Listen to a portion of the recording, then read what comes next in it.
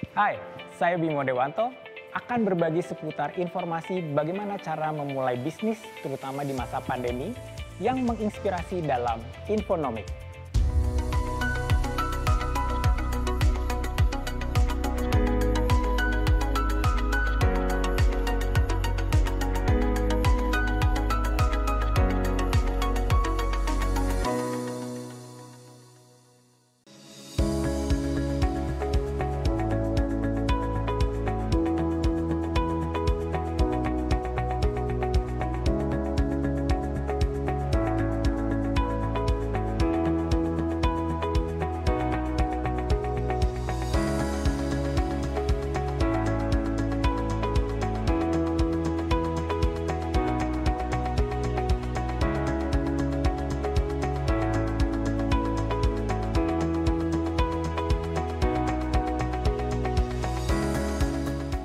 Di masa pandemi ini, kalau kita mau memulai bisnis, kita harus mencoba melihat apa yang kita bisa lakukan dulu. Jadi galilah potensi diri, lakukan SWOT analysis. Lalu kita coba kaitkan potensi diri dengan opportunity yang ada di luar. Karena pada saat kita mengenal diri kita sendiri dan kita mengerjakan sesuatu yang kita sukai, energi kita tidak akan ada habisnya. Oleh karena itu, saya menyarankan apapun yang Anda akan lakukan, mulailah dari sesuatu yang kita sukai.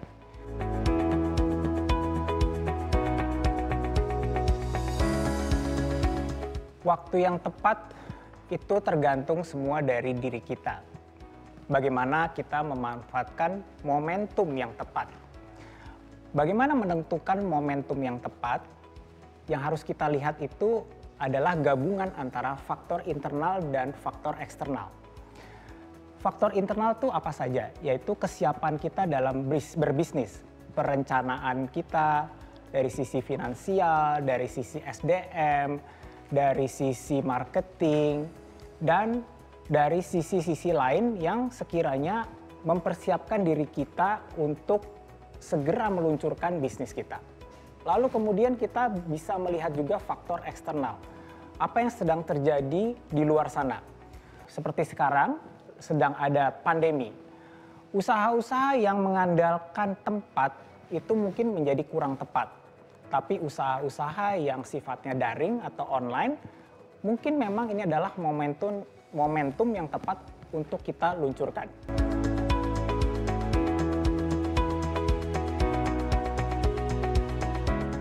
Bisnis yang cocok untuk pemula, pada dasarnya itu jawabannya adalah kembali kita melihat dari apa yang kita miliki secara talenta, secara kelebihan ya, dan secara pengalaman.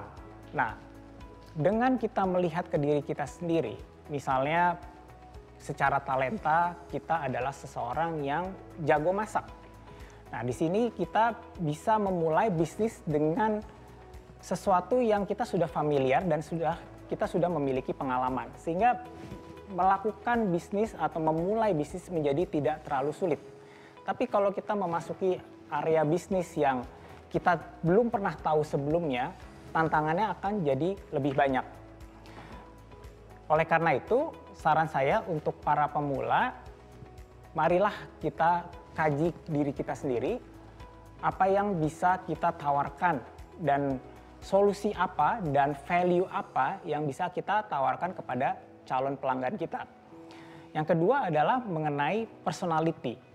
Kita juga harus melihat tipe personality dari diri kita. Misalnya kita adalah orang yang outgoing, yang senang bertemu dengan banyak orang.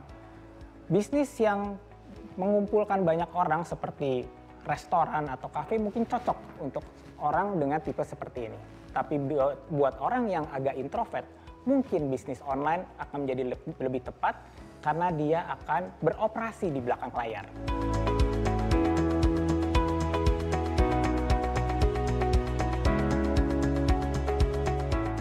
Untuk membangun bisnis ada beberapa hal yang perlu kita persiapkan. Yang pertama itu kesiapan mental. Kenapa kesiapan mental ini menjadi sangat penting? karena membangun bisnis ini bukan sprinter ya, kita bukan lari jarak pendek, tapi kita akan melakukan maraton. Di mana kekuatan mental kita akan diuji seiring dengan pertumbuhan dari bisnis kita. Bisnis itu sepanjang pengalaman saya tidak ada yang pernah selalu mulus-mulus saja. Selalu ada turun dan ada naik. Nah, bagaimana kesiapan mental kita? Yang kedua, untuk menyiapkan mental, kaitannya ini juga erat dengan kesiapan finansial. Pada saat kita ingin memulai sebuah bisnis, persiapkanlah perencanaan finansial sedemikian rupa sehingga kita memiliki nafas yang cukup panjang. Karena bila bisnis di awal masih agak slow, kita bisa memiliki dana darurat yang cukup, misalnya untuk 6 bulan ke depan. Setelah itu yang kita harus lakukan adalah membangun branding kita. Branding ini sangat penting karena ini kaitannya dengan persepsi apa yang akan kita berikan di target audiens kita. Dan kalau misalnya bisnis kita itu sudah banyak kompetisinya, branding menjadi sangat penting karena ini menyentuh sisi emosional dan tidak hanya fungsional. Dan yang keempat adalah marketing dan sales. Tentunya kita juga harus menyiapkan strategi marketing yang kreatif, yang akan mendrive penjualan dan mendatangkan omset buat usaha kita.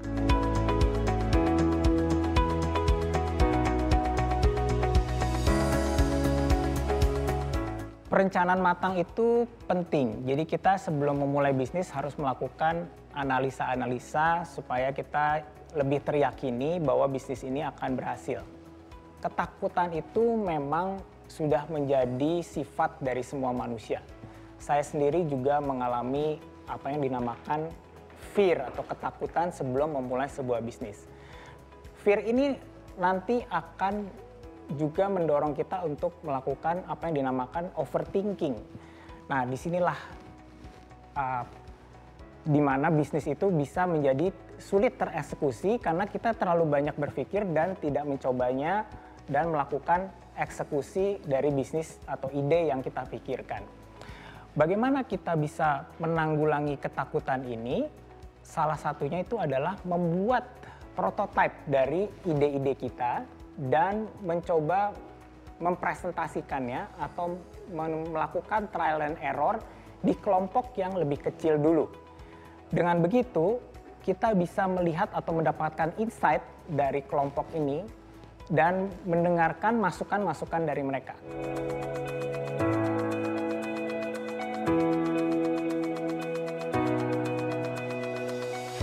Bagaimana menghitung modal bisnis di awal? Tentunya kita harus mempersiapkan modal awal yang terdiri dari modal investasi, modal kerja, dan modal operasional.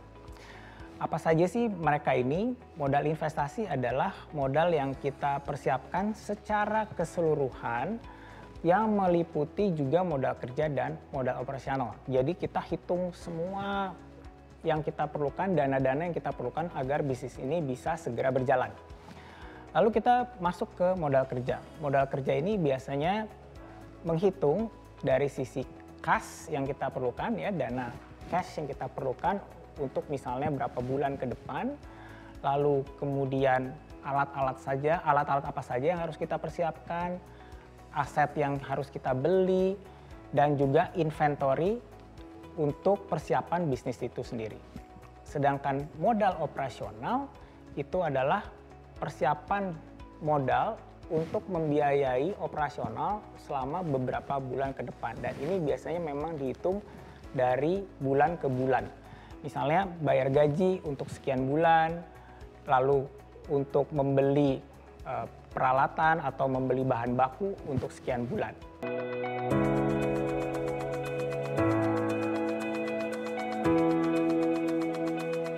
Dalam berbisnis, modal itu penting tapi bukan segalanya.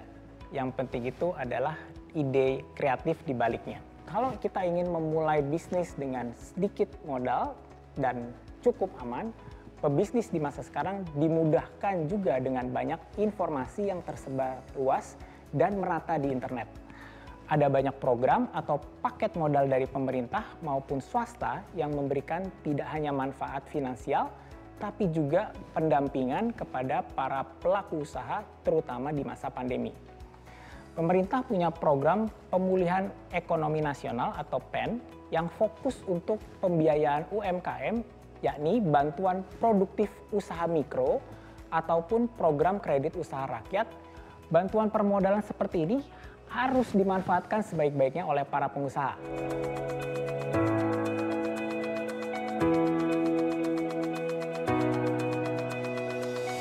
Bisnis plan itu sebenarnya gampang-gampang susah, karena kita harus membuat sebuah perencanaan yang menyeluruh. Supaya tidak lupa, kita sudah bisa menemukan di internet apa yang dinamakan Business Canvas Template. Di sini teman-teman bisa dengan mudah memetakan apa-apa saja yang perlu dipersiapkan dalam membangun sebuah bisnis. Secara garis besar, template Business Canvas ini dibagi menjadi dua bagian. Yang pertama adalah bagian produksi dan yang kedua adalah bagian pemasaran. Nah, disinilah teman-teman bisa segera memetakan, misalnya di bagian produksi itu mitra-mitra strategis siapa saja yang harus kita miliki untuk menghasilkan sebuah produk. Bagaimana biayanya? Lalu di bagian lain itu adalah pemasarannya. Apa yang harus kita tawarkan kepada pelanggan dan pelanggan seperti apa yang akan membeli produk kita.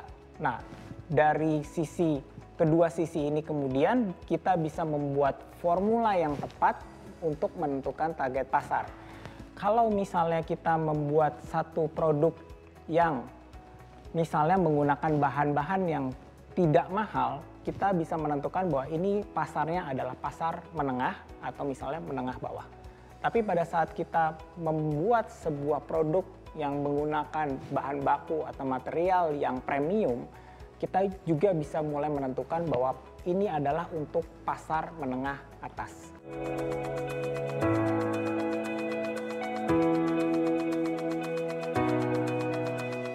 Kalau kata orang, nama itu adalah doa. Jadi seperti kita misalnya memiliki anak, lalu kita memberikan nama yang bagus, itu sebenarnya adalah doa orang tua.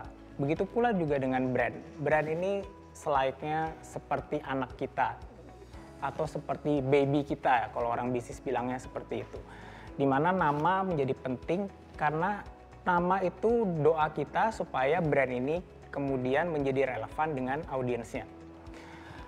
Di zaman sekarang, nama itu juga menyangkut dengan persepsi dan asosiasi dari orang yang mendengarnya atau membacanya. Jadi kalau misalnya kita membuat sebuah bisnis yang namanya sudah keren, itu menjadi first impression yang bagus.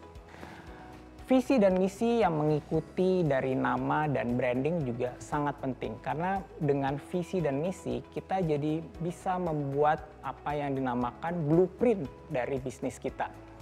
Dengan blueprint ini kita jadi tahu arah dan tujuan bisnis, karena bisa saja kita bisnisnya sama dengan tetangga misalnya, tapi secara visi dan misi bisa sangat berbeda. Misalnya ada satu usaha yang visi dan misinya benar-benar profit oriented, dan bisnis yang sama yang dimiliki oleh orang lain, visi dan misinya lebih sosial, tapi bisnisnya bisa sama. Nah, tapi secara eksekusi kedua bisnis ini akan berbeda.